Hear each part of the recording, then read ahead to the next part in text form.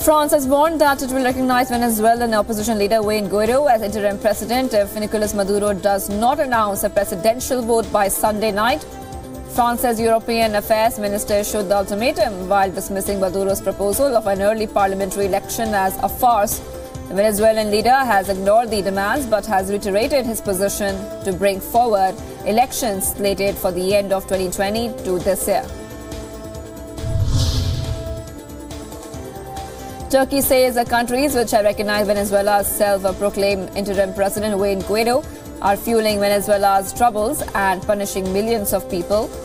Now, Turkey has backed Venezuela's President Nicolas Maduro in contrast with NATO allies, the US and Canada, who have recognized Guaido.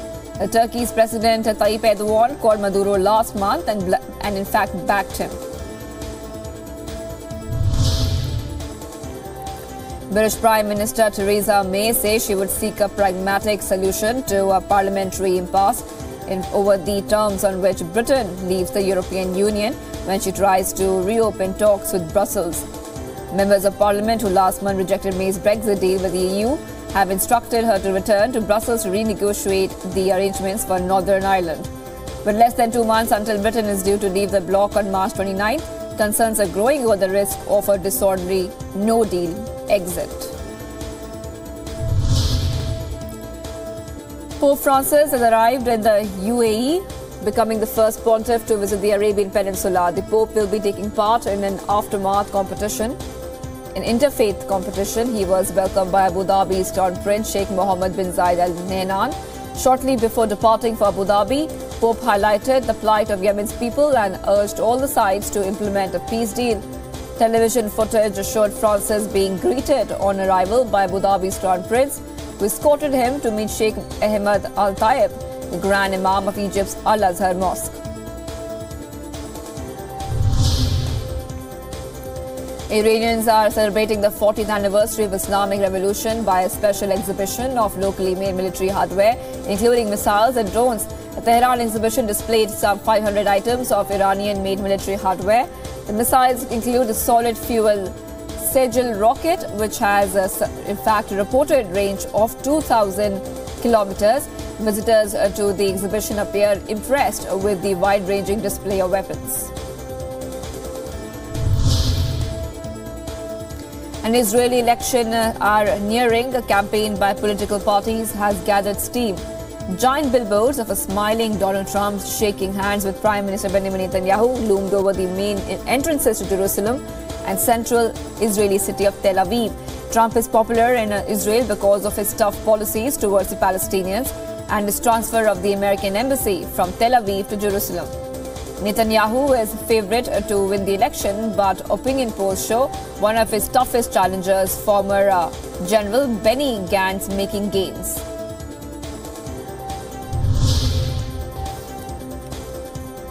Salvadorans head to the polls to elect a new president in the small Central American country. The nation reels under a sense of insecurity, poor economic outlook and corruption. About 5.2 million registered voters were expected to exercise their franchise. Early results are expected to, in fact, hours after polls close. Now, if no candidate receives more than 50% of the votes, the two front-runners will head to a runoff on March 10th. New president will assume office on June 1st. Senegal's presidential election campaign has begun with the incumbent, Macky Sall, running for a second term. Sall is pitted against 4 challengers who have accused him of clamping down on the opposition. 2 prominent opposition figures have been barred from the elections because of conviction on charges of misuse of public funds. President Sall was elected in 2012 as head of the state of one of West Africa's most prosperous and stable countries.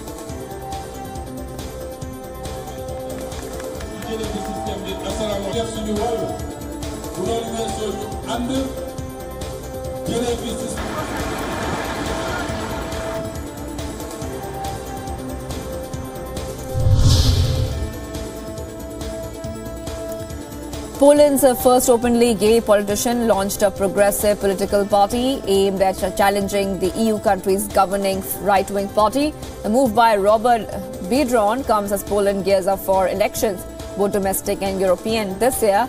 WION vowed to enforce a strong separation of church and state in the heavily Catholic country where the clergy still wields considerable influence. He also promised equal pay for women, easier access to abortion, recognition of gay partnership, along with a string of generous social spending measures.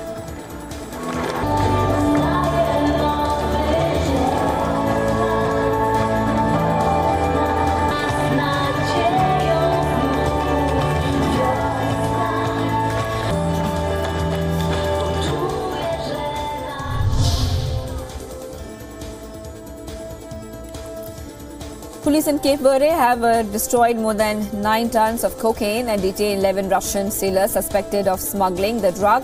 9.5 tons of cocaine was seized overnight after a ship docked at the port of Praia following the death of a crew member. Reports say the ship sailing under Panama's flag was heading to Tangier in Morocco from Panama. Now, the police said they were alerted by the Maritime Analysis and Operations Center, a platform coordinating the anti-drug trafficking actions of 7 EU states.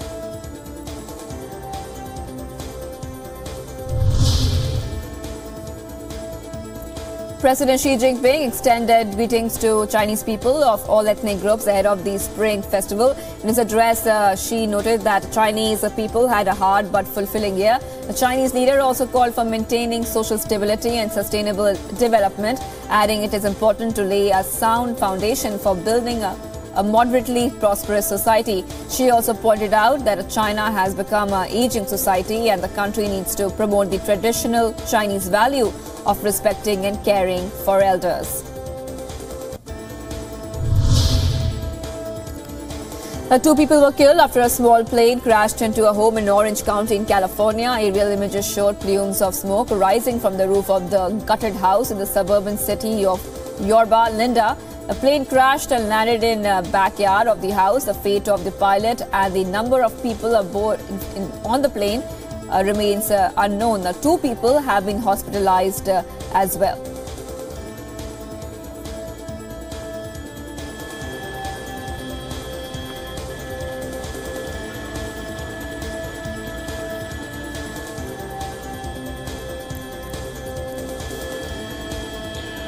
What's that?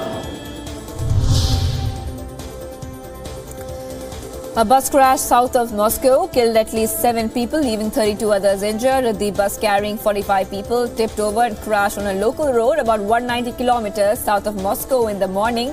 Dozens of people were trapped inside the bus, and it was not until hours later that the rescue teams managed to pull everyone out. The injured included 23 children. The cause of the crash was not immediately clear, and police said they detained the driver for questioning. Footage released by emergency responders showed the bus lying on the side of a snow-covered road.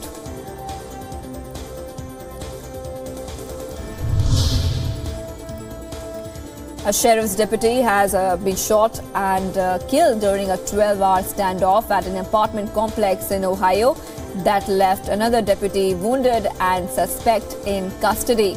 Police formed a procession from the county coroner's office to a local funeral home for Detective Bill Brewer, who was killed.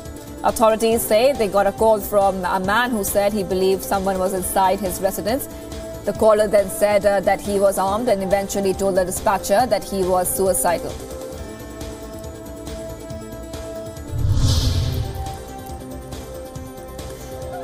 Two men impersonating Philippines President Rodrigo Duterte and North Korean leader Kim Jong-un took many on Hong Kong streets by surprise.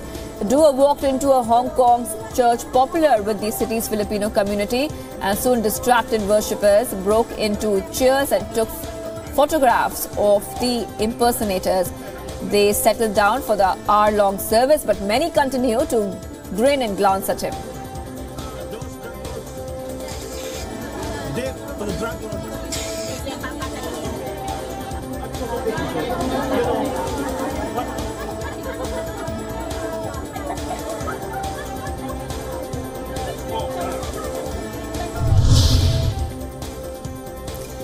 Indian Prime Minister Narendra Modi talked tough on terror during his visit to Jammu and Kashmir. In a stern message to those spreading terrorism, the Prime Minister said the country will give every terrorist a befitting reply. He also addressed public meetings in Leh and Jammu During his visit to the state, PM Modi also inaugurated several development projects, including 2 All India Institutes of Medical Sciences in Jammu and Srinagar.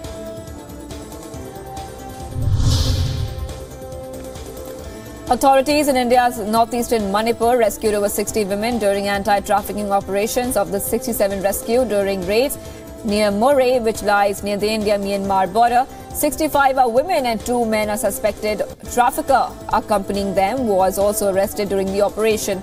In the follow-up operations on the same day, 61 more women were rescued by a team of Imphal police. Raids in the last few days have led to the rescue of nearly 180 women from traffickers.